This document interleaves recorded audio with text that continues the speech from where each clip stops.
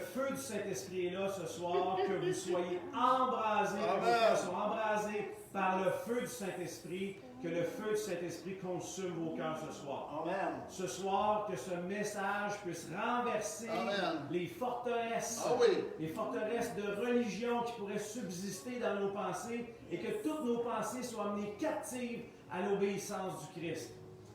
J'aimerais vous raconter une petite histoire qui s'est passée vers la fin décembre, alors que nous avons été frappés par le virus de la COVID. Eh bien, je n'ai pas été épargné, moi non plus.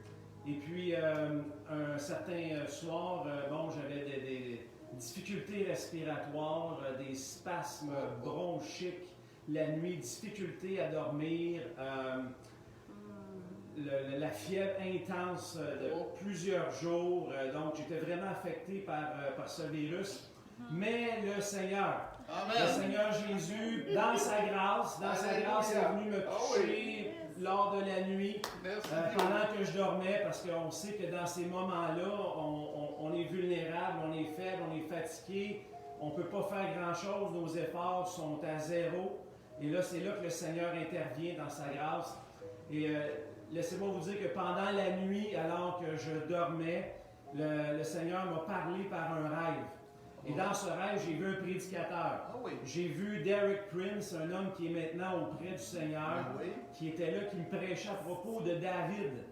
Et dans sa prédication à propos de David, il m'a parlé que David avait vu dans l'invisible les lieux célestes, avait vu le trône de Dieu, avait eu des révélations du trône de Dieu. Et pour un instant, une fraction de seconde, j'étais à côté de David. Et là, j'ai regardé vers le ciel comme David avait fait. Et le ciel s'est ouvert, il y a une brèche dans le ciel. Et pour un instant, j'ai vu une petite parcelle du ciel. C'était bref, mais c'était tellement touchant que j'en ai pleuré. Dans mon rêve, j'étais émotif. On sait des fois que dans les rêves, les émotions sont multipliées. J'étais tellement touché, ému d'avoir eu ce privilège de pouvoir percer les cieux du regard. Merci Seigneur pour sa grâce. C'est un cadeau qu'il m'a fait. Et puis j'ai pu voir la voûte céleste avec des gravures, des textes qui étaient écrits dans les cieux en or. C'était magnifique. Puis les anges qui regardaient. Moi, je regardais du bas, puis eux regardaient d'en haut. Je ne peux pas vous en dire plus. C'est malheureux. J'aurais aimé ça en voir plus. Mais c'est ce que le Seigneur m'a donné dans un rêve. Et puis j'ai vraiment été touché de cela. Et alors que le lendemain, je me réveillais, j'étais beaucoup plus en forme que la journée d'avant ou la veille. Et à partir de ce moment-là, ça a vraiment commencé à aller mieux. Donc merci Seigneur, parce que le Seigneur touche ses enfants quand ils espèrent en lui, ils crient à lui. Le Seigneur vient et les relève. Amen. Alors ce soir, j'aimerais vous parler du Dieu invisible. Amen. Dans 1 Timothée 1,17, Paul écrit au roi des siècles, donc au Dieu éternel, au Dieu qui est immortel, au Dieu invisible, seul sage, soit l'honneur, la gloire et la louange au siècle des siècles. Donc au Dieu invisible. Donc le Dieu invisible pour nous, Dieu est invisible sur terre. Mais Paul en parle d'une façon particulière. Il n'en parle pas avec son intelligence, avec son savoir, mais il en parle de façon qu'il a expérimenté, il l'a vécu, il a touché Dieu, il l'a vu, il l'a entendu, il a goûté à sa présence.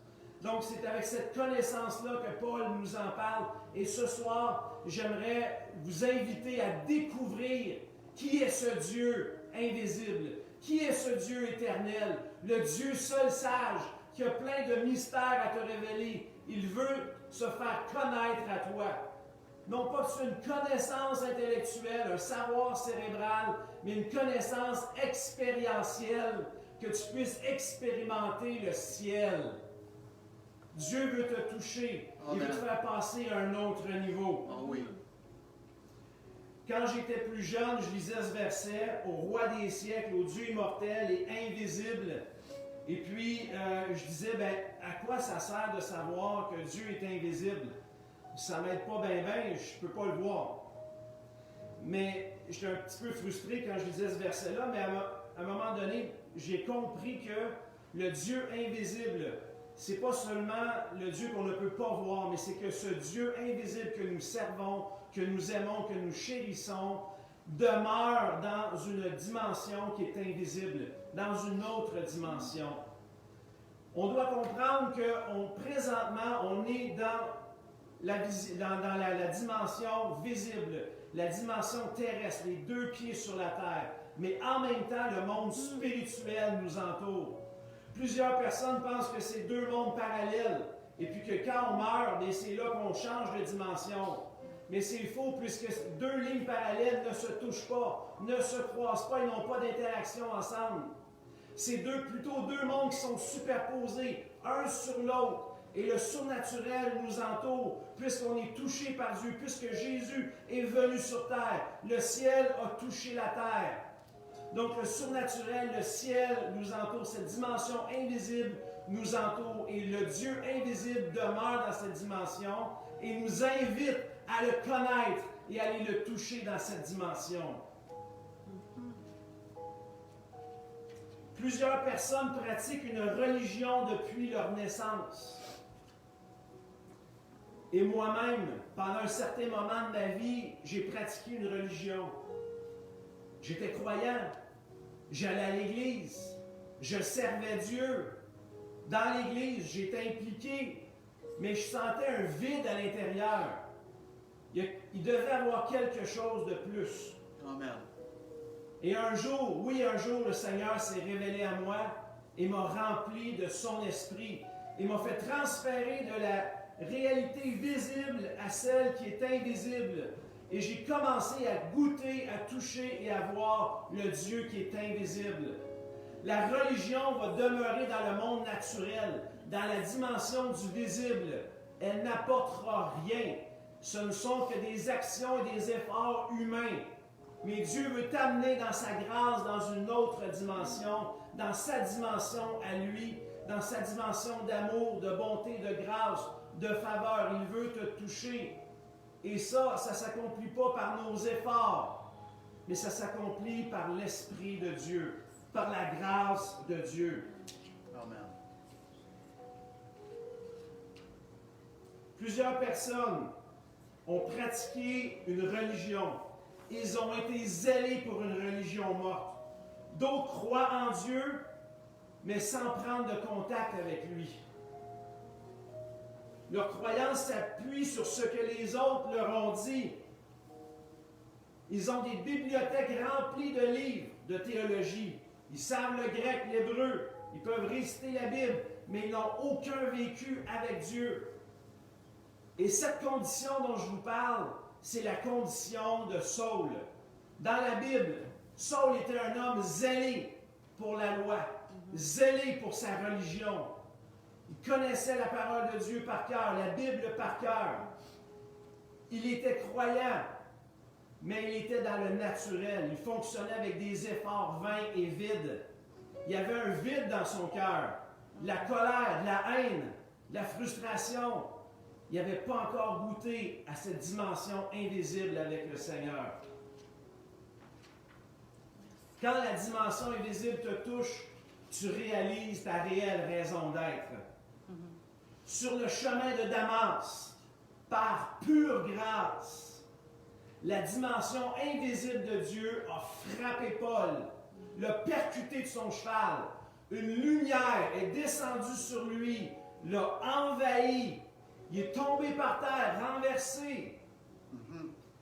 Il a vu une personne, il a entendu une personne qui lui a parlé et lui a dit « Saul, Saul, pourquoi me persécutes-tu » Il répondit « Qui es-tu, Seigneur » Et le Seigneur lui dit « Je suis Jésus, celui que tu persécutes. » Jésus est arrivé en chair et en os à côté de lui. Il s'est manifesté de cette dimension invisible.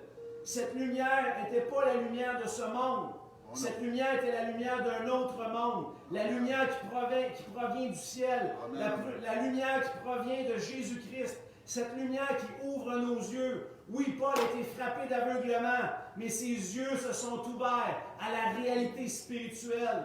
Et ce soir, Dieu veut ouvrir tes yeux à la réalité spirituelle. Que tu cesses de marcher dans tout ce qui est du sens, de la vue, de l'odorat, du goûter, de l'ouïe, et que tu puisses aller avec ton cœur par la foi, saisir la grâce de Dieu et être touché par le Saint-Esprit dans la dimension surnaturelle. Et c'est ce qui a touché Paul. Paul a été percuté. Sa vie a été mise en lumière. Il s'est rendu compte qu'il allait dans la mauvaise direction, qu'il servait une religion, qu'il était dans l'erreur. Il s'est repenti. Un homme est venu prier pour lui, Ananias, lui a imposé les mains. Il a été guéri.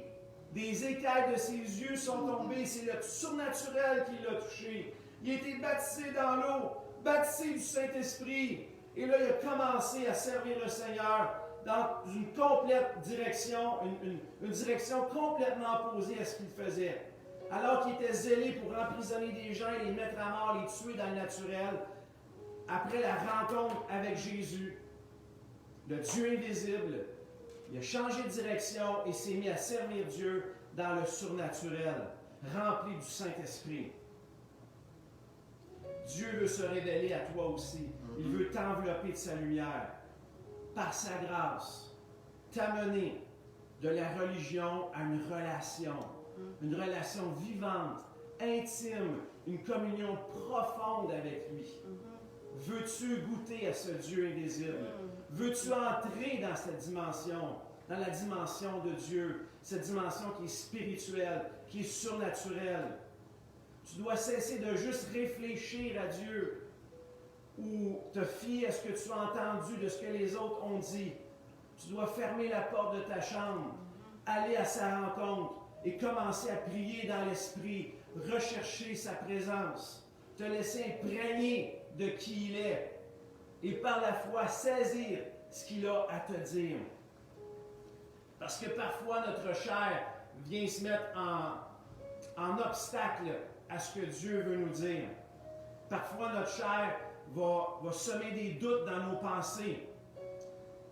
Même si ce n'est pas l'ennemi, notre chair est capable d'essayer de nous bloquer ou de nous limiter par des doutes ou des incompréhensions. Mais dans l'esprit, par la grâce, notre Dieu est un Dieu d'amour et nous invite à le saisir par la foi, à le recevoir et à croire en lui. Paul a tellement été percuté par cette dimension, par Jésus, qu'il en parle dans plusieurs de ses lettres. Dans Romains 1, 20, ça nous dit « En effet, les perfections invisibles de Dieu, sa puissance éternelle et sa divinité se voient depuis la création du monde. Elles se comprennent par ce qu'il a fait. Ils sont donc inexcusables. » Donc, ce que ce verset-là nous dit, ce que Paul nous dit dans ce verset, c'est que quand on regarde la création, du premier jour de la création jusqu'à aujourd'hui, tout ce que Dieu a créé sur la terre, dans le monde visible, nous parle de l'invisible. Donc, la beauté de ce qu'on voit, la beauté de la nature nous parle de la beauté de Dieu. Amen. Ça nous parle aussi de l'intelligence de Dieu. Amen. Car qui aurait pu créer un ciel sans limite, à perte de vue? Le cycle des saisons qui s'enchaînent les unes après les autres. L'orchestration ordonnée de tous les luminaires. L'équilibre parfait dans la chaîne alimentaire entre les proies et les prédateurs. Même si en manque juste un, ça peut causer un déséquilibre, mais Dieu a pensé à tout ça. Le cycle de la vie dans la faune. Une semence qui germe, qui grandit, qui devient mature, qui porte du fruit, et une autre semence qui tombe, et un autre arbre qui grandit. Un cycle infini. Même chose avec les animaux, les êtres humains.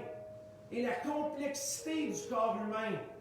Les organes internes qui fonctionnent, qui interagissent les uns avec les autres. Amen. La structure du corps, la force, l'intelligence, le système électrique nerveux du corps humain, le sang qui coule dans nos veines.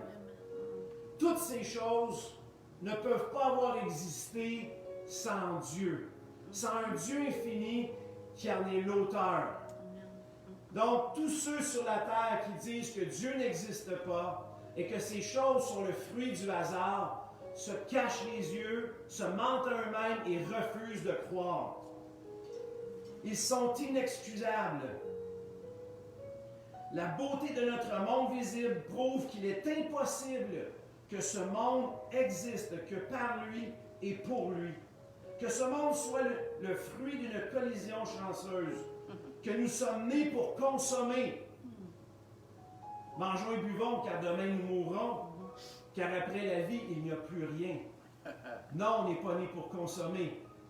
On est né parce que Dieu nous a créés pour lui et par lui, pour sa gloire, pour l'adorer et pour le louer. Il est donc incontestable qu'un Dieu que l'on ne voit pas en soit l'auteur. Donc Dieu a créé toutes ces choses. C'est lui qui nous a façonnés, c'est lui qui a orchestré toutes ces choses. Donc Paul est en train de nous dire que tous ceux qui sont sur la planète Terre, en regardant la création, doivent se gratter la tête et dire, il y a certainement un Dieu qui existe. Donc le Dieu invisible nous parle par la création. Ça nous parle de ses goûts aussi. Les arbres qu'il a créés, ben Dieu aime les arbres. Les animaux, ben Dieu aime les animaux. C'est pour ça qu'il va en avoir au ciel, des animaux, des arbres et toutes ces choses. Donc ce qu'on voit sur la terre nous parle aussi de ce que Dieu aime, des goûts de Dieu. Et si on retourne dans le passé, donc on part de Paul et on s'en va 1000 ans en arrière, on rencontre un autre homme que je vous ai parlé au début qui s'appelle David. Lui aussi avait une expérience avec Dieu. Lui aussi a une révélation du ciel, une révélation de l'invisible, de cette dimension spirituelle et céleste. Dans ces champs, dans les champs ou dans le désert, là, je ne sais pas s'il y avait beaucoup de gazon en Israël, mais il était là avec ses moutons. Et puis, il était seul, mais il n'était pas seul. Il était là avec Dieu. Il n'y avait pas de Bible avec lui. Il y avait juste sa harpe. Et ces chants étaient tellement inspirés de Dieu que Dieu en a fait ses paroles et les a mis dans la Bible. Et aujourd'hui, nous lisons les paroles de David, inspirées par Dieu, dans le champ ou dans le désert, avec ses moutons, seul avec Dieu. Qu'est-ce que David a dit? Psaume 14, verset 1 de David. Le fou dit dans son cœur, il n'y a pas de Dieu. Les hommes se sont corrompus. Ils ont commis des actions abominables. Il n'y en a aucun qui fasse le bien. Mais du haut du ciel, l'Éternel observe les hommes pour voir s'il y en a un qu'il est intelligent et qui cherche Dieu. Comme je vous ai dit, le fou marche avec ses deux mains sur ses yeux. Il dit, si Dieu, on ne peut pas le voir, il est invisible. Fait qu'il n'existe pas. Mais si Dieu n'existe pas, à ce moment-là, je peux faire ce que je veux. Donc ça, c'est le fou qui pense comme ça. Mais David, lui, savait qu'il y a un Dieu qui est dans le ciel. Il a eu cette révélation, il a vu cette révélation, que l'Éternel est dans le ciel et regarde les hommes en bas. Il cherche un homme intelligent. Quel est cet homme intelligent ou cette femme intelligente? C'est cet homme et cette femme qui cherchent Dieu. Est-ce que tu cherches Dieu? Un jour, lorsque nous irons le rejoindre, de l'autre côté, nous serons soit récompensés ou châtiés pour ce que nous aurons ou n'aurons pas fait pendant la durée de notre vie. Tu vois peut-être pas Dieu, mais lui te voit. Il nous examine, puisque nous sommes en examen. David complète dans le psaume 33, verset 13, « L'Éternel regarde du haut du ciel. » Donc ça, c'est la révélation de David. Quand David louait Dieu, il voyait à travers les cieux que l'Éternel le regardait. Donc les deux se regardaient. David regardait d'en bas, l'Éternel regardait d'en haut. Et voici ce que David disait à propos de cette révélation. L'Éternel voit tous les hommes. Du lieu où il habite, il observe tous les habitants de la terre. Lui qui a façonné leur cœur à tous. Il est attentif à toutes leurs actions. Ce n'est pas une grande armée qui sauve le roi. Ce n'est pas par sa grande force qu'il délivre le guerrier. Le cheval est impuissant pour assurer le salut. Et toute sa vigueur est incapable de procurer la délivrance. Mais le regard du Seigneur, le regard de l'Éternel est sur ceux qui le craignent, sur ceux qui espèrent en sa bonté. Et dans ce court passage, le mot « tout » est très important. On voit que Dieu est l'auteur de tous. C'est lui qui nous a façonnés, qui a façonné le cœur de tous. Il voit tous les hommes. Il n'y a rien qui lui échappe. Il est attentif à toutes leurs actions. Toutes leurs actions. Surtout quand on est chrétien. Surtout quand on a donné notre cœur à Dieu. Parce que le Saint-Esprit habite maintenant en nous. Il ne regarde plus d'en haut, mais il regarde de l'intérieur. Tout ce que tu vois, il le voit. Tout ce que tu dis, il l'entend. Tout ce que tu penses, il le voit aussi. Donc le Saint-Esprit en toi est témoin de tout ce que tu fais. C'est pour ça que Dieu ne peut pas se tromper. Au jour de la rémunération, des récompenses, le registre va être très précis. Parce que le Saint-Esprit en toi rapporte tout. Et même Dieu d'en haut voit les actions de tous les hommes. Et ça, c'est la révélation que David avait. Dieu te regarde. Dieu te voit. Il est là, il t'observe et chacune de tes actions, il les voit. Donc même si toi, tu ne le vois pas, lui, dans l'invisible, il te voit. Donc les hommes et les femmes qui cherchent Dieu, qui le craignent, qui croient en lui, disent, même si je ne peux pas voir Dieu, il est évident qu'il existe. Et s'il existe, je veux le connaître. Dieu s'intéresse à toi parce que c'est lui qui t'a créé. Dieu s'intéresse à toi parce qu'il t'aime. Tu lui appartiens, tu es sa création. Il te chérit. Il ne te regarde pas pour te punir et dire « Ah, t'as mal fait ». Puis il prend en note ce que tu as mal fait. Mais plutôt, il te regarde avec les yeux d'un père qui t'aime. Puis il est fier de toi quand tu prends tes premiers pas dans la foi. Il est fier de toi tout ce que tu as accompli pour lui. Il est fier de toi parce que tu es sa perle, son trésor. Il est avec toi. Il veut t'aider à aller plus loin avec lui. Il t'aime. Alors, comme Paul qui a été enveloppé de la lumière et jeté par terre, as-tu rencontré Dieu? Peut-être pas d'une façon aussi percutante que Paul, mais peut-être comme David, dans une ambiance, une atmosphère de louange, avec de la musique. As-tu rencontré le Dieu de l'invisible? As-tu rencontré, touché, goûté à celui qui est le « Je suis ». Je ne te demande pas si tu pratiques une religion. Je ne te demande pas si tu es croyant, ou tu vas à l'église, ou que tu es impliqué dans l'église. Ça, c'est d'autres choses. Ça, c'est ce qu'on peut faire. Et je te demande, as-tu vécu un toucher de la part du Seigneur dans ta vie? Et le Seigneur t'invite ce soir à toucher ton cœur, à le découvrir, à aller plus loin avec lui dans ta vie. Plus qu'une religion, mais une relation intime et profonde avec lui. Veux-tu découvrir Dieu? Peu importe la façon, Dieu t'a réservé une rencontre particulière pour toi.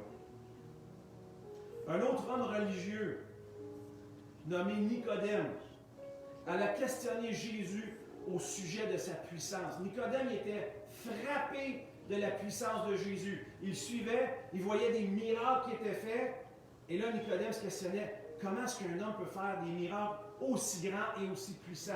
C'est impossible. Alors Nicodème a organisé une rencontre avec Jésus. Nicodème, c'était un homme qui était très religieux. C'est un pharisien, un homme de la loi, connaissait la loi par cœur, et même il l'enseignait. Tellement religieux qu'il Il s'habillait religieusement. Sa façon de s'habiller était religieuse. Ce qu'il mangeait, sa façon de manger était religieuse. Tout ce qu'il faisait était religieux. Mais il était dans le naturel. Mais quand il a vu Jésus dans le surnaturel, il a été frappé. Il a été touché. C'est ça qui l'a attiré. Il a été voir Jésus et lui a dit, personne ne peut faire les miracles que tu fais si Dieu n'est avec toi. Donc Nicodème lui a parlé de la puissance. Nicodème lui a parlé des miracles, du surnaturel. C'est ça qui l'a frappé. Nous, les religieux, on fonctionne dans le naturel. On pratique des rites, on récite des choses, on fait des rituels, mais il n'y a rien qui transforme. On veut faire ces choses-là pour plaire à Dieu, mais là, toi, tu arrives avec Dieu, avec toi, et tu guéris les malades. Tu libères les captifs. Tu touches les gens. Tu enseignes une parole qui est différente. Alléluia. Amen. Alléluia. C'est le surnaturel qui vient bouleverser le naturel. Merci Seigneur. Amen. Mais qu'est-ce que Jésus lui a dit comme réponse? Tu dois naître de nouveau. Si tu veux entrer et voir le royaume de Dieu, tu dois naître d'eau et d'esprit. Si tu veux être comme le vent, c'est invisible. On ne peut pas voir le vent. On sait d'où il vient, on ne sait d'où il vient et on ne sait pas où il va. La seule chose qu'on sait à propos du vent, c'est qu'on peut le sentir. On peut en ressentir les effets. Donc le surnaturel, on ne peut pas le voir, c'est invisible. On ne sait pas d'où il vient ni où il va. C'est l'Esprit de Dieu qui nous conduit. Mais on peut en ressentir la puissance. Ce soir, est-ce que tu veux ressentir la puissance, le vent du Saint-Esprit sur toi? Le Seigneur t'appelle dans le lieu secret, dans son sanctuaire, à venir goûter à sa présence, à venir goûter à ses bontés, à venir goûter à sa grâce et à la révélation qu'il a pour toi à chaque jour et à chaque matin. Le Seigneur veut souffler son vent sur toi. Tu dois naître de nouveau, naître d'eau et d'esprit. Oui, croire dans ton cœur, mais ça ne s'arrête pas là. Confesser Jésus comme ton Seigneur et Sauveur, passer par les eaux du baptême, mourir et ressusciter avec Jésus, être libéré de toute emprise de l'ennemi, être nettoyé, purifié, être baptisé du Saint-Esprit, parler en d'autres langues et avancer dans la révélation de Dieu, dans la révélation que le Saint-Esprit va te donner. Naître d'eau et d'esprit, c'est ce qui te fait entrer dans la dimension invisible du surnaturel. Paul a aussi dit, Dieu nous a délivrés de la puissance des ténèbres. Amen. Et nous a transportés dans le royaume de son Fils. Amen. Ce texte nous parle qu'il y a vraiment deux dimensions. Parce que dans le monde physique, mes pieds n'ont pas bougé. Mes pieds sont encore à la même place. Mais dans le monde spirituel, Dieu nous dit dans sa parole qu'il y a eu un déplacement. Il y a eu un déménagement. Amen. Avant, j'étais captif. J'étais lié par mes péchés, ma mauvaise façon de penser, ma mauvaise façon d'agir. J'étais condamné à mourir. J'étais vide à l'intérieur. La maison que je suis n'était pas habitée par les bonnes personnes. Mais Dieu m'en a libéré au moment où j'ai donné ma vie. Et j'ai été transporté dans le royaume du Fils de son amour. Amen. Et tout ça, ça s'est passé dans l'invisible. Dans le monde invisible. Oui, peut-être tu en as ressenti les effets, comme j'ai dit tout à l'heure. Mais le gros déplacement s'est fait dans le monde invisible. Et si tu as commencé dans l'invisible, continue dans cette dimension.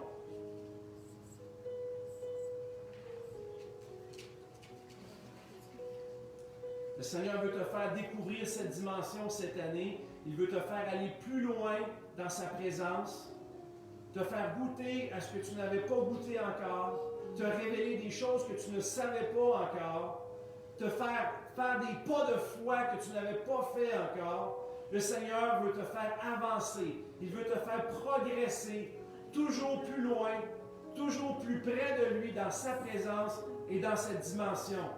Ne te contente pas du train-train quotidien, de faire ce que tu as toujours fait.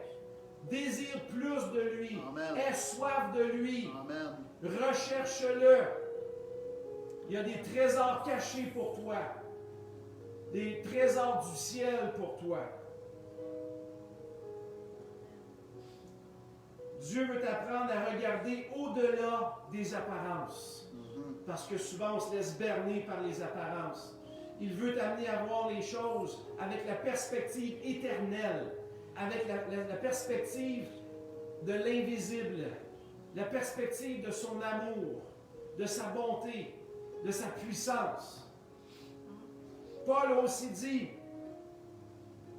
mais peut-être que tu vas dire, comment je fais pour voir le Dieu invisible s'il est invisible? Tantôt, je t'ai dit par la création. Tu regardes la création, tu vas voir les perfections et la puissance du Dieu invisible. Maintenant, la deuxième chose, si tu veux voir le Dieu invisible, voici comment tu peux faire. Dans Colossiens 1, verset 15, ça nous dit que le Fils est l'image du Dieu invisible, le premier-né de la création. Donc, le Fils est l'image du Dieu invisible. Ça veut dire que Dieu est invisible, mais il a envoyé son Fils, que lui s'est fait visible, et le Fils, lui, a rendu visible le Père à travers lui. Donc, le Père est invisible, mais le Fils qui est venu l'a rendu visible. Donc, si tu regardes Jésus, tu vois Dieu. Jésus est l'expression parfaite de Dieu. Dans tout ce qu'il était, dans tout ce qu'il a fait, tu apprends à connaître Jésus et tu vas connaître Dieu, le Dieu invisible. Si tu apprends à connaître Jésus et tu vas rentrer encore plus dans cette dimension invisible. Tu lis les 4 évangiles, tu vas être imprégné et imbibé de la présence de Jésus, de ce que Jésus a fait, et tu vas entrer encore plus dans cette dimension invisible, spirituelle et surnaturelle. Jésus-Christ est l'envoyé de Dieu. Il est Dieu. Il est « Je suis ». Amen. Il n'a pas eu de début. Il a toujours existé. Il est constamment présent. Il est continuellement là, avec toi. Il est éternellement vivant. Il n'a pas de fin. C'est Jésus, le Fils de Dieu, l'envoyé de Dieu qui révèle le Père. Tout a été créé par lui et pour lui. Le Fils, qu'est-ce qu'il a fait? Il a manifesté le Père. Il a guéri les malades. Il a enseigné les réalités du ciel. Il a libéré des captifs. Il a chassé les démons. Marché en parfaite sainteté, en parfaite pureté. Mort pour nos péchés, ressuscité pour notre victoire. Le Fils s'est fait homme pour que nous, les hommes, devenions des fils. Yes. Donc, si tu regardes Jésus, tu vois le Dieu invisible. Et tu peux entrer dans cette dimension invisible. Donc, le Fils ressemble au Père. Et moi, je ressemble au Fils. Parce que plus que je me tiens plus que je prends du temps avec Jésus, plus que je lis les évangiles, plus je vais entrer dans la présence de Jésus et je vais devenir semblable à son image. Donc le Fils ressemble au Père et je ressemble au Fils.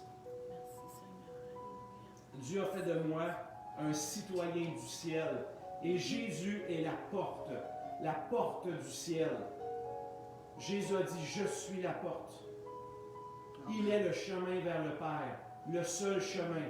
Donc si tu vois Jésus, si tu fais de Jésus ton ami et tu prends du temps avec lui, tu vas pouvoir voir le Père et aller en sa présence. David aussi a écrit à propos du royaume invisible de Dieu. Et je vais terminer avec ce psaume 103. Quel merveilleux psaume, le psaume 103. Mais au cœur de ce psaume, voici ce que David dit. L'Éternel a établi son trône dans les cieux et son royaume règne sur tous. L'Éternel a établi son trône dans les cieux et son royaume ou son règne est sur tous.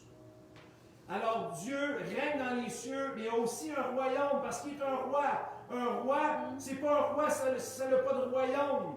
Alors le roi qui est dans les cieux a un royaume. Il étend son royaume sur tous. Mais comment fait-il cela? Mais dans ce merveilleux psaume 103, David nous le révèle dans les premiers versets. Comment est-ce que le roi qui est établi sur son trône répand son royaume sur tous? On va aller maintenant au verset 2. David qui dit « Bénis l'Éternel, mon âme, et n'oublie aucun de ses bienfaits. C'est lui qui pardonne toutes tes fautes et qui guérit toutes tes maladies. C'est lui qui délivre ta vie de l'enfer et qui te couronne de bonté et de compassion. Alléluia. C'est lui qui rassasie de bien ta vieillesse et qui te fait rajeunir comme l'aigle. Merci Dieu. Alors le règne de Dieu, Dieu qui établit sur son trône, qui est un roi de gloire, qui étend son royaume, Dieu étend son royaume lorsqu'il pardonne. Lorsque quelqu'un ouvre son cœur et reçoit le pardon de Dieu de ses péchés. Lorsque quelqu'un guérit de ses maladies, le royaume de Dieu touche son corps. Dieu étend son royaume dans son corps. Lorsque quelqu'un est délivré des liens, des chaînes de l'enfer ou de la mort, le royaume de Dieu descend et nous touche ici-bas sur terre. C'est de cette façon que le royaume de Dieu s'étend. Quand il te donne de la force, quand il te donne de la volonté, il te donne du zèle. C'est Dieu, le ciel, qui descend sur terre et qui te touche. C'est son royaume qui s'étend sur toi et qui te donne le vouloir et le faire pour le servir et pour accomplir les œuvres qu'il a préparées pour toi.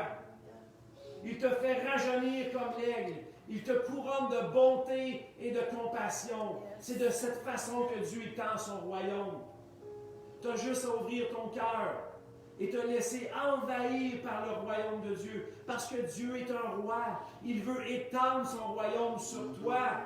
C'est sa volonté de t'aimer. C'est sa volonté de te toucher. C'est sa volonté de te visiter. Cesse de résister. Cesse de douter dans tes pensées. Laisse le Dieu invisible, le Dieu qui règne, le roi immortel, venir t'envahir dans ta chambre, là où tu es, dans ta maison, venir te toucher, te transformer, établir son royaume en toi. Que ce soit pour le pardon de tes péchés, il veut te pardonner.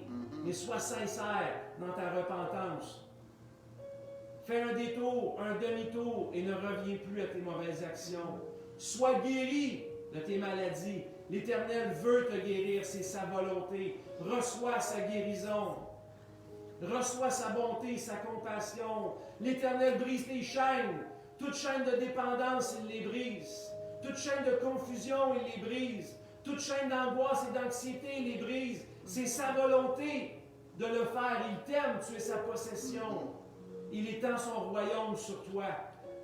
Tu n'as qu'à ouvrir les bras, ouvrir ton cœur et le recevoir.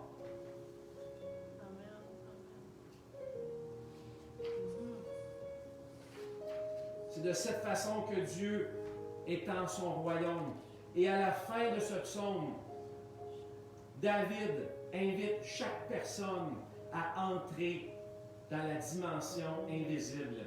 Voici son invitation. Psaume 103, verset 15. L'homme, ses jours sont comme l'herbe. Il fleurit comme la fleur des champs. Et lorsqu'un vent souffle sur elle, elle disparaît. Et la place qu'elle occupait ne la reconnaît plus. Mais la bonté de l'Éternel dure d'éternité en éternité. Amen. En éternité, en éternité. Et en éternité, pour ceux qui le craignent.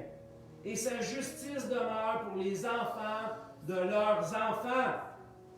Pour ceux qui gardent son alliance et se souviennent de ses commandements pour les mettre en pratique, l'Éternel a établi son trône dans les cieux et son règne, son royaume règne sur tous. Ici, David met en contraste deux choses. Il met en contraste la vie éphémère sur terre, la vie qui passe comme un souffle, et la vie éternelle de Dieu au ciel. Et ce soir, il nous demande de choisir. Qu'est-ce que tu veux faire? Où est-ce que tu veux investir? Où est-ce que tu veux passer ton temps? La bonté de l'Éternel dure à toujours, d'éternité en éternité. La vie de l'homme est comme une fleur des champs qui fleurit et fane après quelques jours. Celui qui investit son temps, ses efforts et ses ressources dans sa vie la perdra et sera déçu. Cependant, celui qui se soumet au Seigneur, celui qui recherche le Seigneur de tout son cœur, de toute son âme, de toute sa force, celui-là sera béni de l'Éternel. Il va être béni non seulement au ciel, d'éternité en éternité, mais il va être béni aussi sur la terre, de génération en génération. Ses enfants vont goûter à la bénédiction à cause du serviteur de l'Éternel. David met en contraste le royaume de l'homme et le royaume de Dieu. Alors que les hommes naissent et meurent, et alors que les générations se succèdent, le trône de l'Éternel demeure. Il est là, il a toujours été là, il sera toujours là. Où veux-tu investir ton temps, ton énergie, tes efforts, ta foi? Recherche les choses qui sont éternelles. C'est l'invitation que David nous fait ce soir. Et je termine avec cette prière de Moïse. Moïse qui, lui, a méprisé le prestige d'être un prince d'Égypte. Il possédait toute richesse et tout pouvoir. Il a préféré marcher dans le désert au service de l'Éternel. Il a dit ceci. Seigneur, on peut faire cette prière ensemble ce soir. Je vous invite à faire cette prière avec moi. Seigneur, enseigne-nous ou enseigne-moi à bien compter mes jours, à rechercher de tout cœur la sagesse. Rassasie-moi de ta bonté chaque matin. Ainsi, je serai dans la joie tous les jours de ma vie. Révèle ton œuvre et ta gloire à tes serviteurs. Que la grâce de l'Éternel, notre Dieu, soit sur nous. Affermis l'ouvrage de nos mains. Oui, affermis l'ouvrage de nos mains. Mes amis, chaque jour est précieux. Chaque journée est un don de Dieu. Ne gaspillons pas ces jours que Dieu nous a donnés. Mais qu'à chaque jour, où on puisse dire aujourd'hui, nous puissions rechercher le Dieu invisible dans sa dimension, toucher sa grâce, goûter sa présence, recevoir sa lumière, être touché par son amour. Que chaque jour soit investi pour lui, chaque effort pour lui. Ne gaspillons plus de journées, mais qu'on puisse dire comme Moïse, oui Seigneur, enseigne-nous à bien compter nos jours, affermis l'ouvrage de nos mains. Au roi des siècles, au Dieu immortel, invisible et seul sage, soit l'honneur et la gloire au siècle des siècles. Amen. Et je prie ce soir, par cette parole, que toute forteresse de religion soit renversée et que tu puisses entrer dans une nouvelle relation cette année avec Dieu. Une relation vivante avec le Dieu invisible. Que Dieu vous bénisse abondamment et qu'il vous garde marcher dans ses voies.